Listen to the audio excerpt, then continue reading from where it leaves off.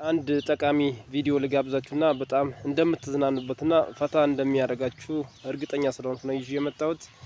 እስቲ እንከታተሉ፣ እንስማው።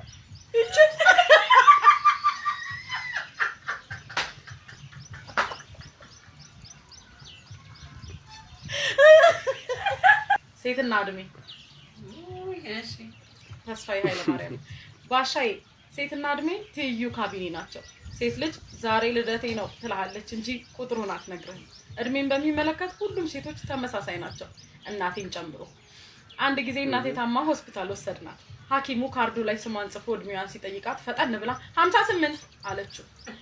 እኔ ራሴ በዛን ጊዜ 50 ዓመቴ ነው። እማዬ እኔ እናት ብትሆንም ያው ሴት ናት። ሴትና እድሜ ትይዩ ናቸው ያልኩሽ ለዚህ ነው። ባሻ የቺን ጨዋታ አድምጠኝ። አንዷ ልጅ ጄርኖቶሎጂ ለማጥናት ወደ ሌላ ሀገር ትሄዳለች። ጄርኖቶሎጂ ስለ እድሜ የሚያጠና ሳይንስ ነው። ጥናቱን ካጠናች በኋላ በወላጆቿ ስልክ ደውላ በትምህርቴ ላይ እድሜ የሚቀንስ መድኃኒት አግኝቻለሁ፣ በሚመጣ ሰው እልክላችኋለሁ። አንድ ጠብታ ስትጠቀሙ 5 ዓመት ከእድሜያችሁ ላይ ይቀንስላችኋል። ከአንድ ጠብታ በላይ እንዳትጠቀሙ ብላ ላከችላቸው። ልጅቷ ትምህርቷን ጨርሳ ስትመለስ ቤት ውስጥ አባቷ እድሜያቸው በ5 ዓመት ቀንሶ እንዲሁም አንዲት ትንሽዬ ልጅ ታቅፈው አገኘቻቸው። አንቺ ቆይ ጥሩ ነው ደግሞ የሚገባሽ። በአባቷ እድሜ ተደስታ እናቴ ሴት አለች ብላ ጠየቀቻቸው። አባቷም እንዲህ አላት፣ የላክሽልን መድኃኒት ጥሩ ነበር። በትዕዛዙ መሰረት እኔ አንድ ጠብታ ስጠቀም የእናትሽን ነገር ታውቂያለሽ፣ እድሜዋን በብዙ ለመቀነስ ብላ ብልቃጡን በሙሉ ጠጣ።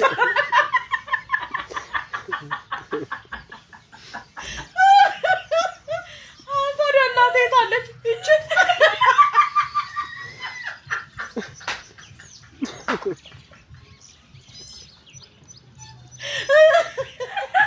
የታቀፍኩት እሷ ነው።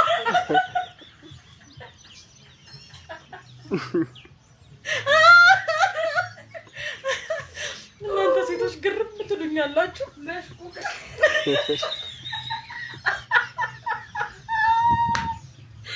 እንዳይቻልም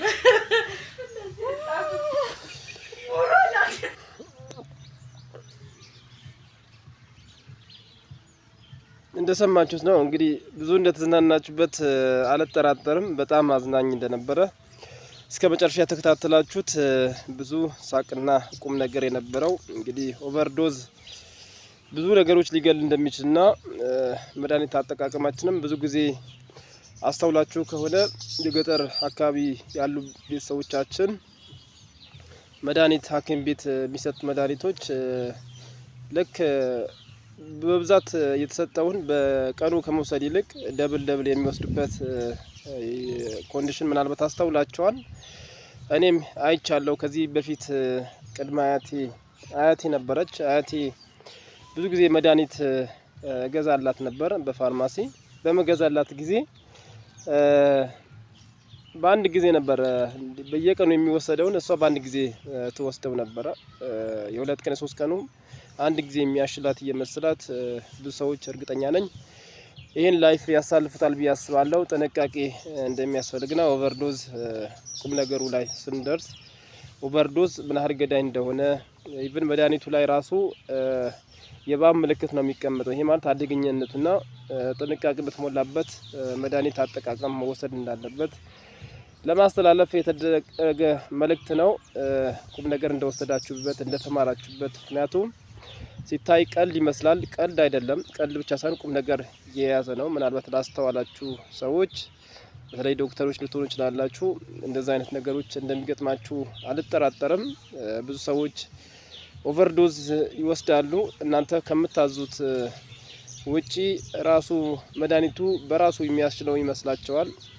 ሂደት እንደሚፈልግ ፕሮሰስ እንዳለው ብዙዎቻችን አናስተውለውም።